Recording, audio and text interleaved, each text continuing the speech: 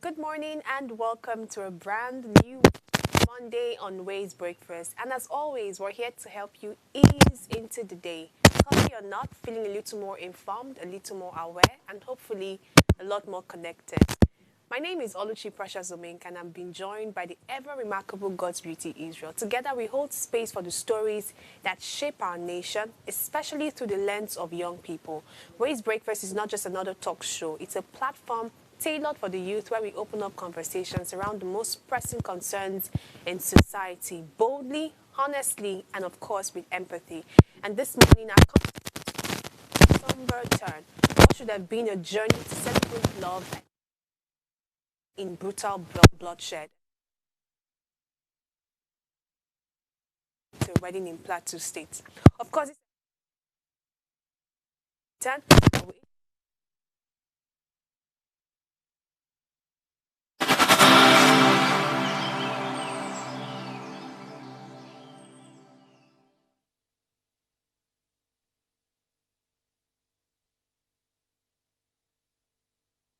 Tell us you're a Nigerian without saying a word. Energy security is one of the most pressing issues for many developing countries like Nigeria. And if there's going to be any meaningful progress, addressing our energy issues is non-negotiable. I need to see light for my house.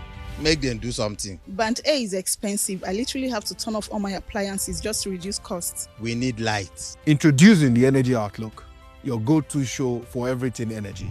Every week, we'll bring you the latest insights, innovation, and in-depth analysis of Nigeria's energy sector. From policy discussions to regulatory insights, we'll analyze the key decisions influencing growth and sustainability in the energy sector. We'll bring you the human stories behind the headlines, giving you a personal perspective on the broader energy challenges. Join me every Friday at 6 p.m. for the Energy Outlook, your guide to the future of energy, where energy means business.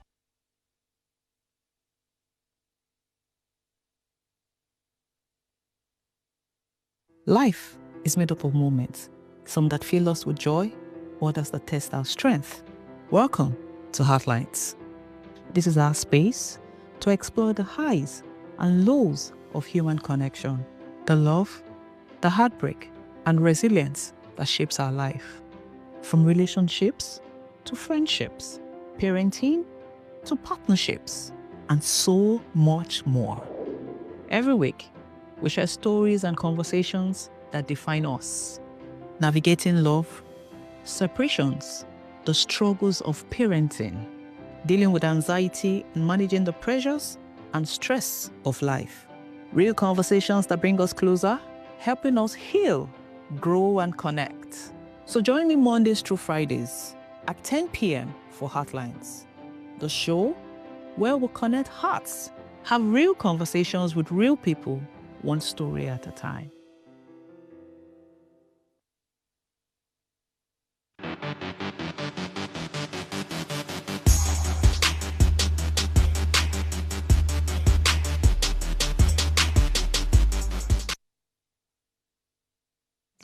Welcome back, our viewers. Like I mentioned earlier, today's conversation is going to take a somber look and approach into the recent happenings in our society. Again, I've been joined by God's Beauty Israel on this calm Monday morning. Good morning, God's Beauty. Good morning. How do you feel today? Beautiful, fantastic. I like Better the energy. words, please. I like the energy. I think we need that energy this morning because last week of course, empathy would ensure that you are always in the shoes of people and feeling everything. But at the end of the day, we cannot lose our own spark, even whilst we empathize with people. Teens.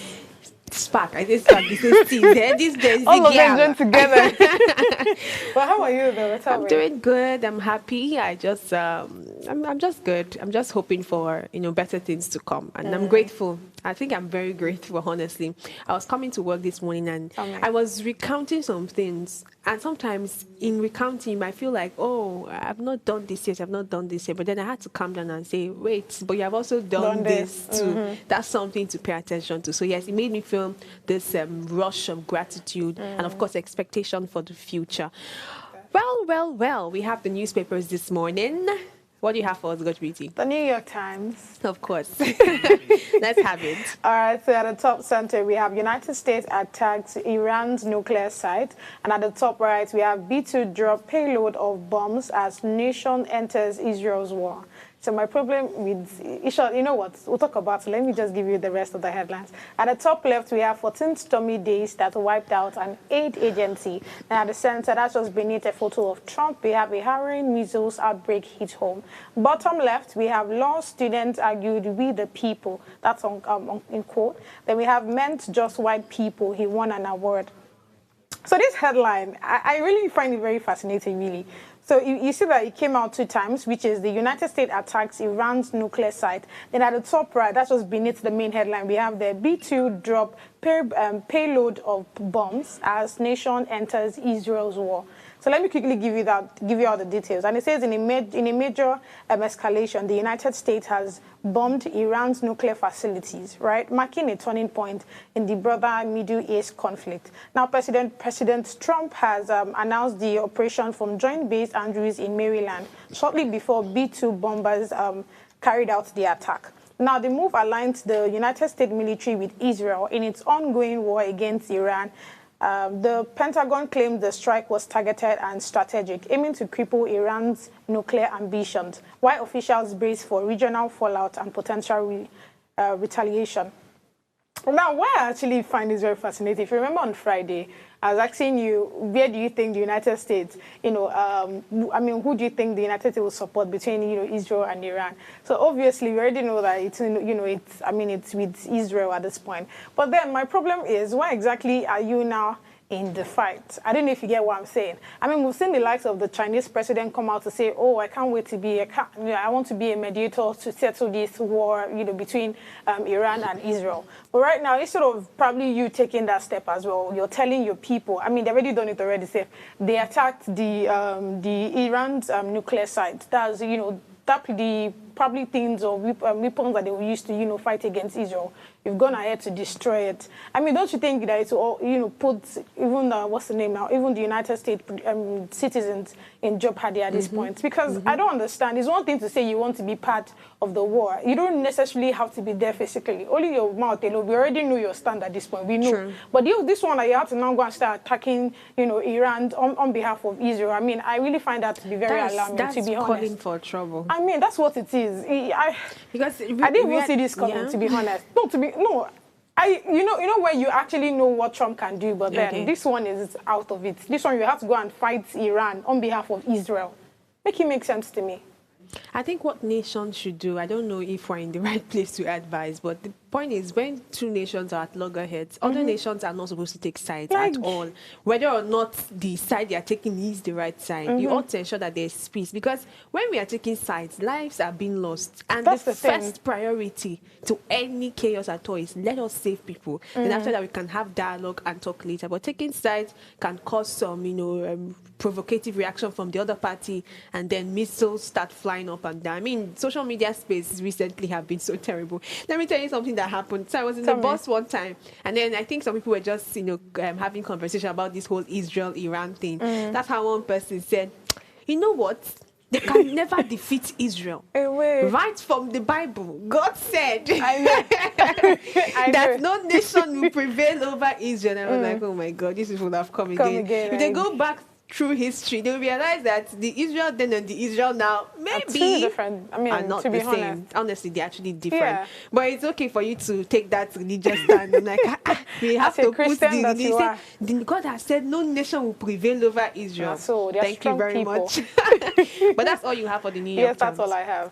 See how we're laughing with was God's beauty. I'm not supposed to be keeping a somber face. We are, but there are some times where we really don't have anything to actually do. Because even in the newspaper, we have a missile breakout, right?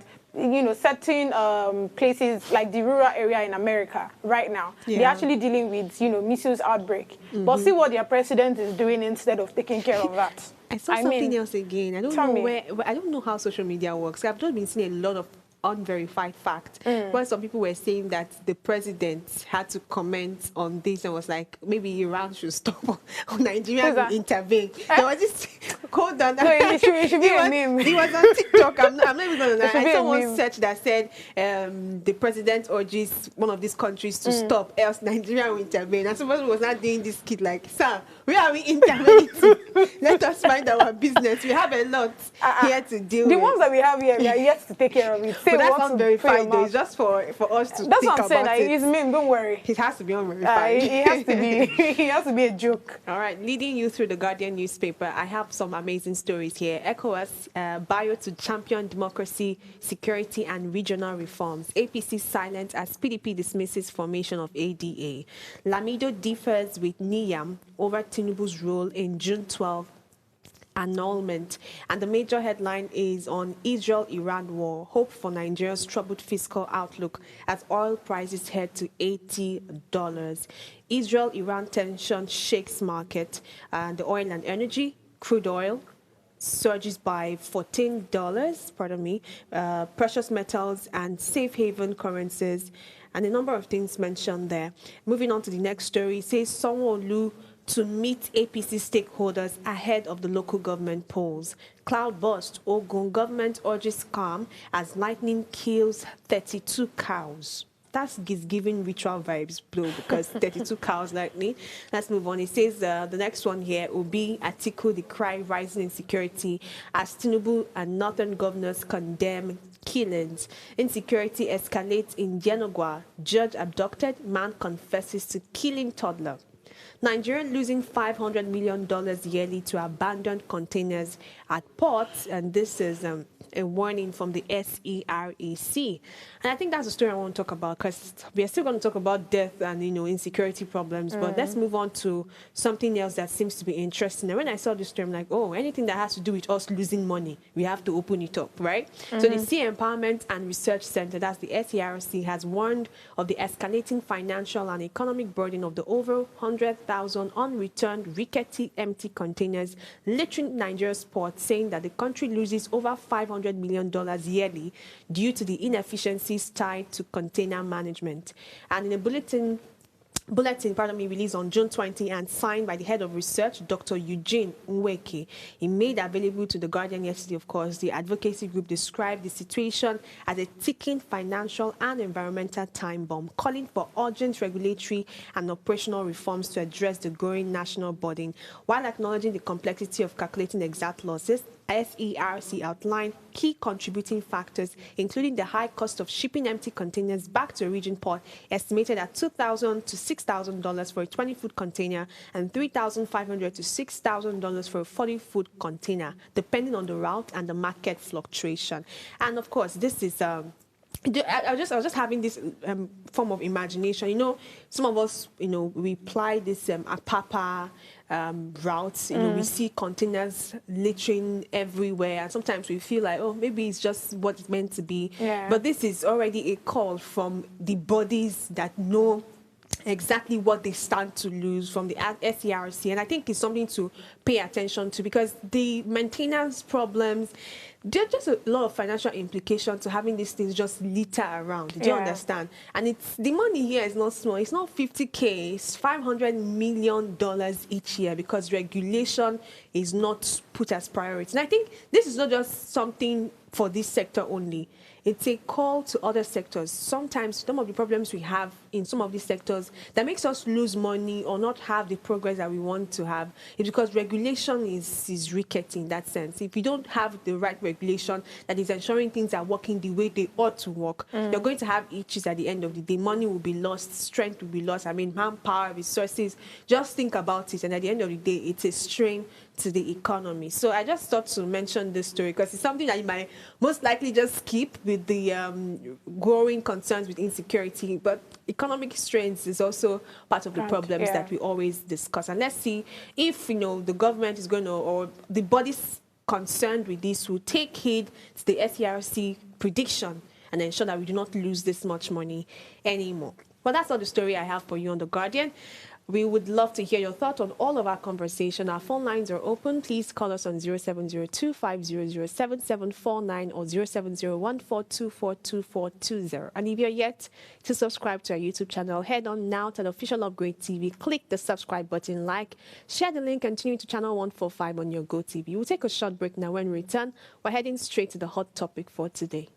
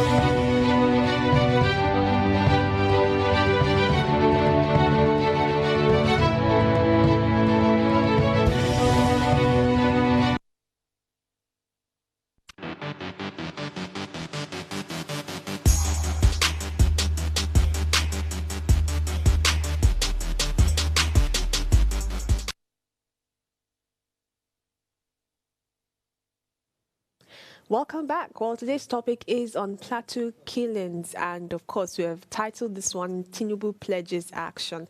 Yet again, we find ourselves opening this morning conversation with heavy heart and disturbing headlines. And what was meant to be a journey of celebration has turned into a mass funeral procession. 12 innocent lives, Kaduna State indigents traveling to Plateau for a wedding, cut short in the most brutal manner, ambushed, attacked, and slain in cold blood in Mangu local government area of Plateau State. 11 others were left battling for their lives.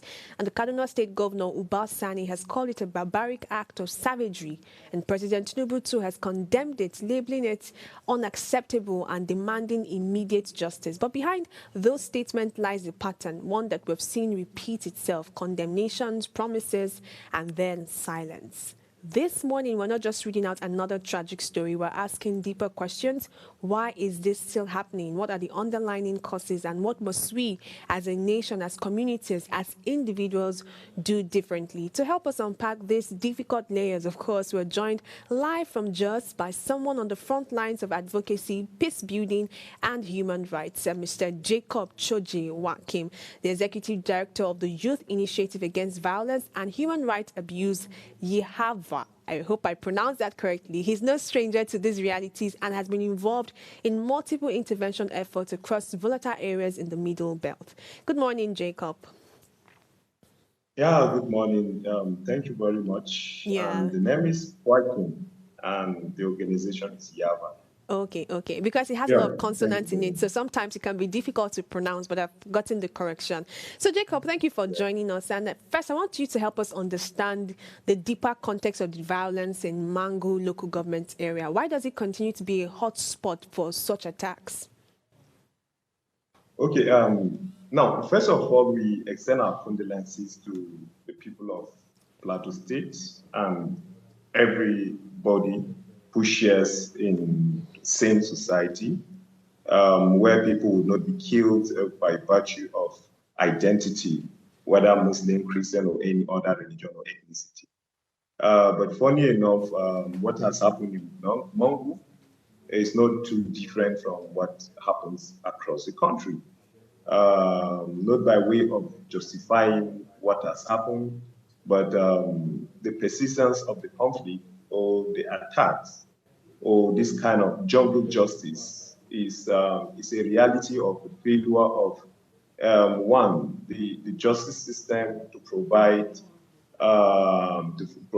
judgment, to prosecute, to arrest, arraign, and deliver judgment on previous attacks.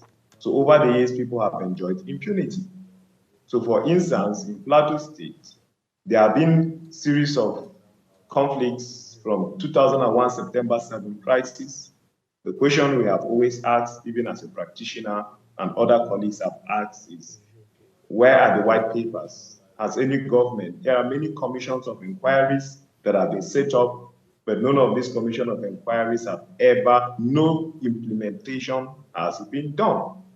So people have enjoyed impunity year in, year out. Businesses are crumbled by irate youth politicians who may feel that they are not part of the system. Right from 2001, during Chief Darius tenure, up to the period of Jonah Jan, to along currently Mutfwan-led government.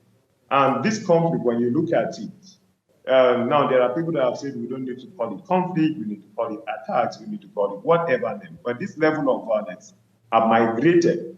So in time past, the hinterland, in rural communities, we've not seen too much of these occurrences. Yeah, there were farmer header occurrences, disturbances. I've done interventions in those rural communities, and I've had first-hand stories from both the headers and the natives on how they were settling their conflicts. They were having these issues of farm destruction, but they were settling their issues. But now, with the intervention of the 2001 eco-religious crisis in Jos, it migrated down to the hinterland. So now Jos is a bit stable, the Jos city is a bit stable, but the rural communities are now facing the heat. So you get to see year in, year out, this community, we're yet to learn on Mangu itself. Because the communities of Basa, Barkinladi, Riom, Kanam, and even parts of Wase has experienced, including the Mangu itself, has experienced the persistence of killings, persistence of acts that people, even the governor, have defined as terrorism. So these are stories that don't always make headlines on the international platforms, where you get to see there are families that no one is apparently living there, because you get to see that they could enter one particular house, kill almost everybody there. So the case of Mangu, like also another case, let's say, is it like the case of Edo, which happened also this year, where road users, travelers also were also attacked and killed. Again, like you've said, condemnation. Like the one that happened also in Plateau some years back, where people going for mass burial were being accosted by other people who they suspected to be their killers, and they lynched them again. Another ugly story. So the question has been, what have been the measures? Now, back to the conversation about Mangu. Mangu has been on the spotlight, like Bokos in recent times, where people have been killed gruesomely. Now, those communities are quite volatile and vulnerable. The truth of it is that most of the communities in Plateau State exist on surveillance, community-led surveillance. Because the general belief here is that any community that is being attacked, they believe that their young people were not safe, they were not keeping guard. So the problem we're facing is a case of community security structures or community people taking their own destiny by their own hands. And once non-state actors are now beginning to feel that they own the security architecture, they are their own safety, they are their own security, and they are not trained. So you get to see excesses in how they intervene and all whatnot. And because it is one of, they call it a mob action, there are possibilities that some people, there are discerning voices when somebody comes in and say, okay, let's do this. This one will say, no, let us not do this. This one will say, let's do this. And this kind of disagreements could also lead. It could also be that the people who were also in that communities were the ones who provide intel to the military because they didn't like what exactly was going to happen. So the case of Mangu is a case of a Plateau State where young people, as far back as there are young people that were like 12 years, 10 years, they were just giving birth to in 2021, in 2001, that experienced the conflict. What has been done? There are people that have watched the killing of loved ones You know, when we're growing, when you hear when you're playing and they say see blood and you get injured and they say see blood, the expression is practically different. But today you get to see young people that have seen the killing of loved ones, that have mourned and not been catered for. Businesses have been crumbled. There are young people, businesses are not working. People are not able to go to the farm. People are not able to head safely. Funny enough, while we have this conversation, I've always maintained this stand. Because when we talk about this issue, if we don't maintain some level of honesty in it, we're not really solving the issue. There are issues of gross injustice within the header and the farmer community that have not been resolved. So it is a holistic issue of bad governance, issues of lack of accountability, issues of politics of exclusion, issues of people pretending, agencies pretending not to know the killers and the perpetrators of evil acts. You could wake up one day and you see cattle that are being ruffled by a cartel. And no, before in time past, the assumption is that, oh, it is the native that stole this. But as time went on, they realized that no, there is a joint, more or less like a joint intervention between the herders and the farmers. So the attacks in time past, when they hear of something has happened, has reduced to say, okay, let's attack the next community because they may be culpable in this. But now, sometimes in some of the communities, they say, no, let's sit down and investigate this. So in its entirety, what has happened in Mangu is a failure of a system to provide support to the young people that have seen themselves as victims and have accepted the role of perpetrators of violence across both sides or multiple sides of the conflict. Let's remember one thing, that the Mangu that we're talking of is one of the cosmopolitan communities in Plateau State, where there are both Muslims and Christians that are in time past have shown signs of living harmoniously. So while the conflict was even happening in North Jos South, Mangu was not reacting. While it was happening in Yalwan Shandam, Mangu was not reacting.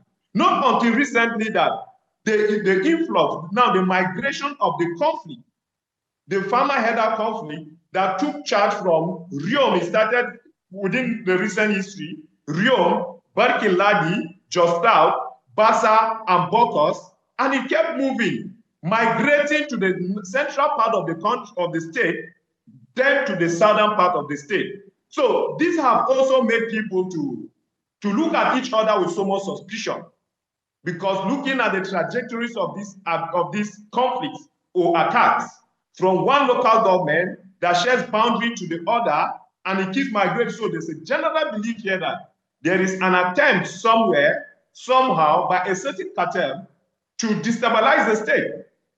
So clearly, on one part, we condemn what has happened, but again, I wouldn't want to join the lines of those that keep on condemning. Now, let me reiterate something. In some of those communities, a couple of communities, because we have also worked there, we've had testimonies, we've made even policy brief about some of these things. There is palpable fear in almost all these communities, whether it is farmer community, weather community, rural communities. There have been fear around when is the next attack. So everybody is now looking forward to protecting himself. Now, we're not saying that the security have not tried, but the question has been, and that is the question that the president asked when he went to Benue. He's surprised that arrests have not been made. You don't expect a team of people who come to attack a community and kill 100, 200 at times. At the end of the day, the military or whoever that goes for the joint security intervention will tell you that no, they have repelled the attackers. No, so up to today, the identity of the attackers that have been doing these attacks in some communities right from 2001 are still the same, and is still not known. So to a certain extent, it even complicates our work as peace practitioners, because the very moment you go to do the work, you do the dialogue, you bring the people, and there are also policy issues. So you don't expect that while people are having conversation, oh, we need to live in peace, we need to address the immediate issues, bam, the next thing they hear is there's an attack in another community, and everybody goes back to panic mode.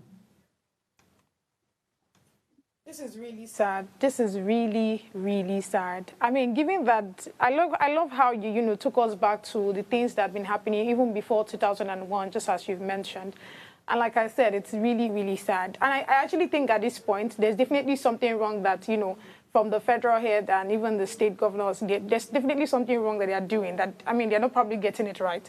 And that's why I want us to talk about it. First of all, I'm curious, what exactly is bringing up all of this conflict, all of these attacks that we see? Where is it stemming from? Is it a religious state? Is it ethnicity? What exactly is it? Or is it politically, motivated? And then what steps do you think that the government, and I mean, when I talk about the government, the state governors, the local councillors, even down to, the president himself, what should they do differently? Because, I mean, something that's been happening right from 2001 until today, there's no updates. It actually shows that there's definitely something that they're doing and they're probably not doing it right. That's what it is. So please just tell us, Jacob. Okay, the problem is multidimensional. Okay. Recently, we did a systems analysis of the conflict and we used Rome as a prototype. And we discover a whole lot of factors that are key drivers of the conflict. Now, the fundamental thing people have written about it is religious crisis. And I asked people, I said, the fundamental line of division between Muslims and Christians is the conversation around Trinity. Whether this one says Jesus is the Son of God and this one says no. On what basis have you ever had people do that kind of argument and it escalated? Most of the issues that have happened right from even 2001, like the 2001 crisis, even before the 2001 crisis, there was a 1994 conflict in Plateau State. There are issues around the location of government facilities, election ground. Clearly, it is a clear case of access, or what we call politics of exclusion, where some people feel entitled to political privileges, and some people feel that another does not need to have some privileges from both sides along religious lines.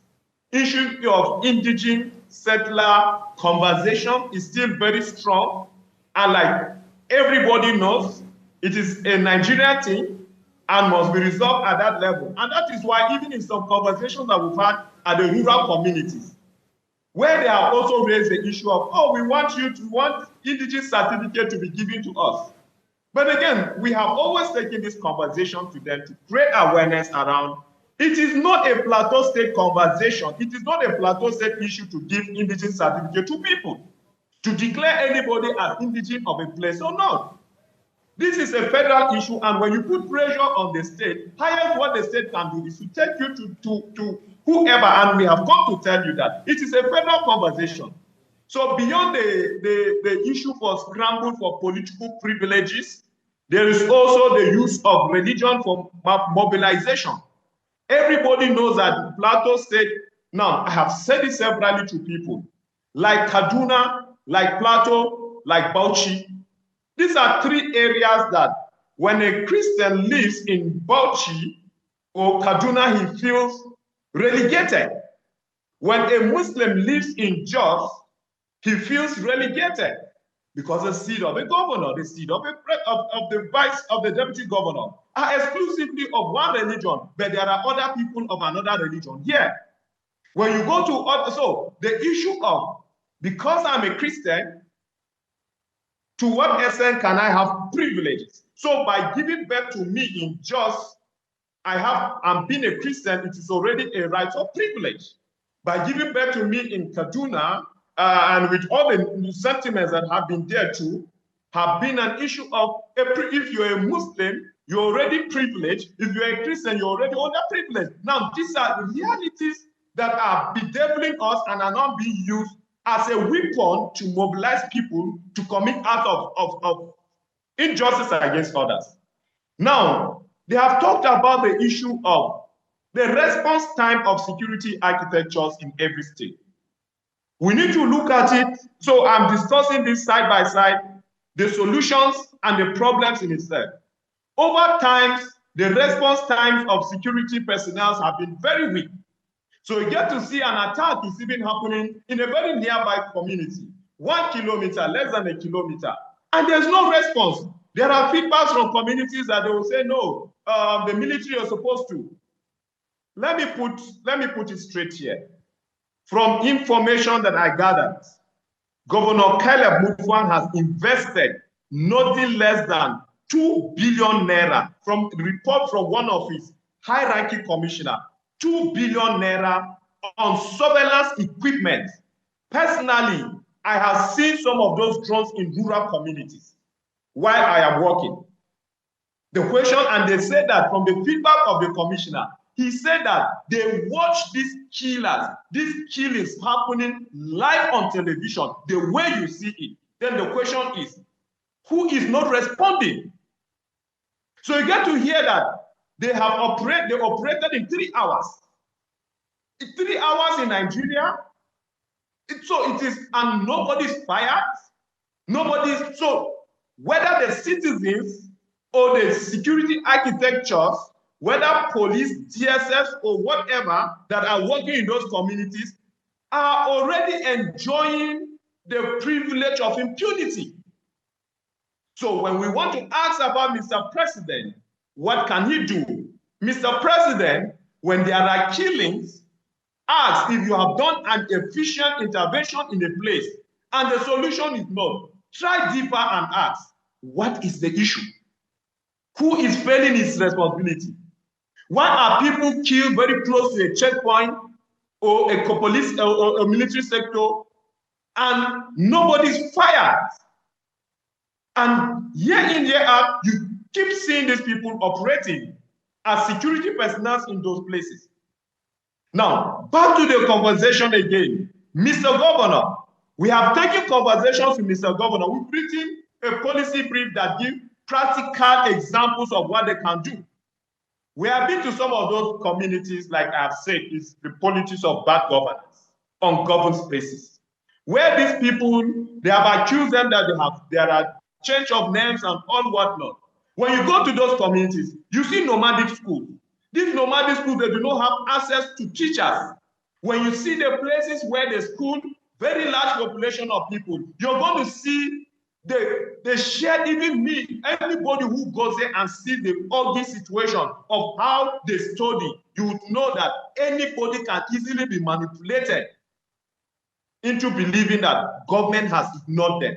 And once you have this analysis, this perspective, this orientation that government have ignored you, they share fertilizer, they do not give you, but they give your neighboring community. They have neighboring community, have very good schools from Ubec and all whatnot, and you do not have, you have shackle schools, no access to teachers. You can easily be mobilized to go and make a statement.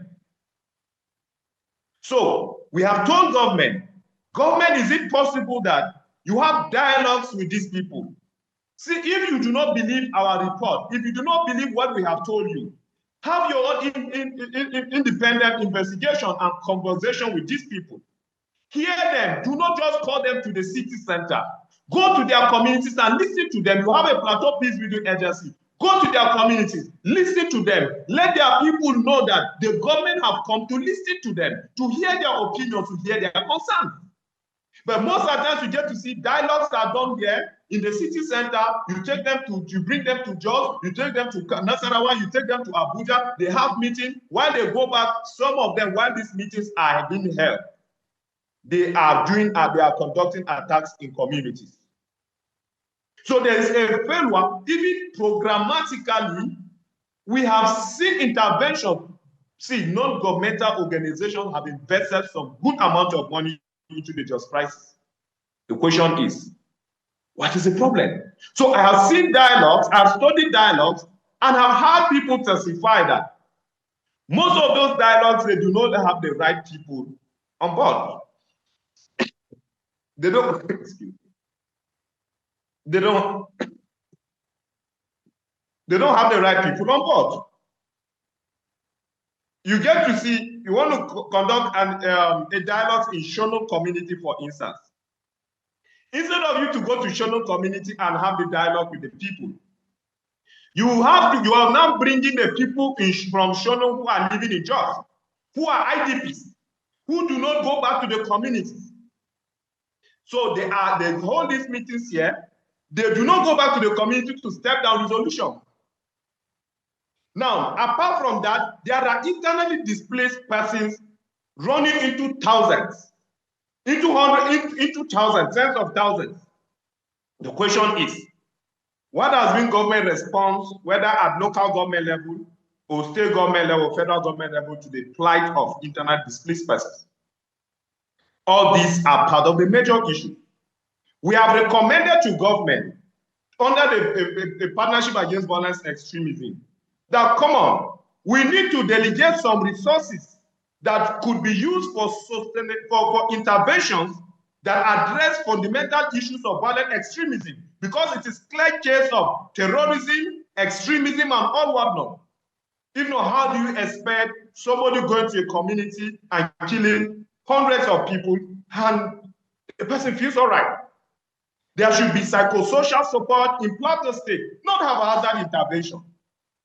Because there are people that are suffering from long time and up to this very. Let me share one example. I met a very young man who were doing an intervention in the community, and he came, he was just expressing bitterness. He was crying, and we engaged him and all that, and he said, no, these young people that you are engaging, they do not know conflict. We are the ones who know this conflict, that experience it. We were the ones that executed it. And I have decided to change, and nobody is paying attention to me. So as far as there is no deliberate government intervention at all levels to empower young people, especially in crisis communities, there's every room that this crisis is going to persist.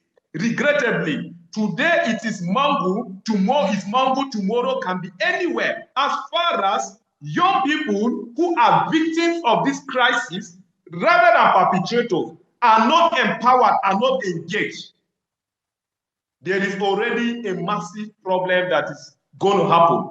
I'm not a prophet of doom, neither am I speaking like a prophet, but I'm speaking based on the trajectory, what has happened, the damage that have already been done on ground. So we need to see deliberate intervention. The politicians, because we cannot rule out the place of politicians in this whole thing. And because there's no direct white paper that has been produced on their, what do you call it? But let me share a testimony too. A young man who went to their community said of one of the conflict groups, he said that a certain politician from the other conflict group told them that during election that they should not agree, that they should separate their voting materials so that they can go and vote on their own part. Now, the calculation there is that they know that other group comes out with block vote. So if they still vote in one place, they could be intimidated, and that block vote may not come out. So what they decided to do is tell them, incite them, insist that you're going to vote in one place, at two different places. They would share the materials into two, take your own to your community, and they leave this one here. So that by the time they go to vote, they vote them. And the man said that they told him that if you do this, if they insist, should destabilize the place so that they won't be voting. This is a testimony that we have had, and it is a reality. From that testimony, it is now left for the politicians, and that is why all that we can do, you know, where government have failed in meeting up its responsibility, you resort to prayers and begin to say, we pray that the politicians will have a change of heart. But the government must begin to look at this security issue in Plateau State, in Benue State, as a threat to national security. Not just as a Benue thing. We are tired of condemnation. It is undermining the peace of our communities. We are not working simply because we are jobless. We are working because we want the peace of our communities. There's no point all the time we go to rural communities. These communities are high-risk areas. For some people who do not know, when you talk of communities in Riom, for instance, which is another volatile space, you are going to walk from the main road. The roads are very terrible, that you have to park your car at a certain point and take on a motorcycle. You go to that community for 20, 25 minutes, you are on bike to the next community, and those communities are healing. So even when security are coming for a kinetic approach, from there they have already seen them and say, oh, these ones are coming, let us take cover. So these are also part of the reasons why they have not been able to do effective disarmament. They have been, even their response time have been weak. But again, we ask, there are conversations about state police. How do we integrate state policing into the security architecture of some of these states? When we were running a network, when I was a leader of the civil society network on peace and security in Plateau State, the conversation that we brought in when Pwakim came in, we said, come on, Your Excellency, integrate this vigilante system into the security architecture. We have an Operation Rainbow. Operationalize this Operation Rainbow. Since there is a paucity of security, state security architecture, and the vigilante groups are already working in communities and they seek to produce results. All you just need to do is integrate them into the security architecture, operating under Operation Rainbow. You give them capacity and you generate some small funding from what do we call it, security vote. Because for me, if you have $1 billion as security vote, I don't know how much it is, but let's assume that we have $1 billion as security vote. What will you do with it? Put these young people on salary and see the outcome. And these conversations must be what? All inclusive. Lastly, we have seen other interventions. Now, severally have tried to fault the governor of the state in his own approach. And what has been his approach? He has focused more on kinetic approach, so providing surveillance, supporting, renovating vehicles, buying motorcycles. Yes, for intervention. But the question is, you know, there's this popular saying that says, you can kill the terrorists, but you cannot kill terrorism. You can kill terrorists with a bullet, but you cannot kill terrorism with a bullet. You must go back to the dialogue table, invest so much in a kinetic approach, so that while the security architectures, the whatever integration that you've done into Operation Rainbow are doing their work, providing early warning, are also engaging. You as government functionaries, using also the non-governmental organizations as partners, are also leveraging on dialogue mechanism, because we have seen it work. And we cannot assume that it is not effective. As far as it is rightly done, the right people are done, the right strategies engaged, we are fine on the plateau. Mr. Jacob, honestly, okay, I'm still okay. I thought you were going to keep talking. Honestly, you have covered maybe up... by way of adding, because I forgot a thought, which is very important. Yes, absolutely. There are many people that have been dislodged from their lands. The natives have talked about they are not able to access ancestral lands. The pastoralists too have also said that there are lands that they bought, and they are no more in those lands. So apparently, two sides of the divide are laying claim to lands that they are not able to occupy. So whatever that we are going to do is, can we please come back in all sincerity? If we're sincere about addressing this issue, call the parties to the dialogue table and ask, where was your land? Where was your land? And everybody goes back to his land. It is doable, it is possible, as far as government takes an unbiased posture in addressing this issue. Thank you so much, Mr. Jacob. We've really run out of time, but this few minutes that we have spent opening up, this analysis, firstly, it's a gory one. It's very sad, and it's almost like a national embarrassment. And I like what you mentioned. You said that, we shouldn't see insecurity as just a Benue or Plateau thing, because actually it's going to affect the nation at the end of the day. And I remember when you were saying that Mongu local government is like the cosmopolitan city where, there is even harmony in that sense between Muslims and Christians, and you are still having this kind of injustice there. That shows that there is really no place that will be safe if we do not deal with the root cause of everything. And I'm glad that you also did, mention the kind of relief that could be gotten for some of these victims and the survivors. I think those that particular area is really not usually explored. When the governors or government, in that sense, come out to give their speeches, it's usually about the arrest. Oh, the perpetrators must be brought to book and everything. And nobody seems to talk about these victims. We've had on this table where some young girls from IDP camps went to some other cities and they were abused. So nothing really happens to the survivors in that sense. And it's almost like, do we really have empathy as a nation to ensure that we are keeping people safe? And I'm glad that your organization, is at the forefront of this. And I'm sure we're going to see more collaboration in the coming days. Thank you, Jacob Pwakim, for lending your voice and shedding light on what is truly a painful and pressing issue. Of course, I want to ask my audience this question, and I want you to send it to our YouTube channel. I want to hear your comments on this. How many times have we heard that the perpetrators will be brought to book? Do you still believe that justice is ever served in these killings? At this point, I want to really hear your thoughts on this. And this conversation again reminds us that behind every headline, he mentioned one time that some of these things have happened over time. They don't get to the headlines at all, or maybe it gets for just a temporary moment and it's all over. So for every of these conversations that don't make it to the headline, it's human life, a dream cut short, a family torn apart. If we continue to normalize these killings as part of our national rhythm, then we risk losing not just lives but our collective conscience. And the time for justice, prevention, and true peace building is not later, it's now. We hope that this conversation has sparked deeper thoughts, urgent action, and sincere accountability across all levels. Thank you for lending your voice to this conversation, Mr. Jacob, and of course, God's beauty, Israel. And our viewers that will be on the comment section waiting for your responses as well. This is where we wrap up today's conversation. Ensure to subscribe to our YouTube channel and interact with us further. We'll see you again tomorrow with another pressing social concern to discuss. Stay safe.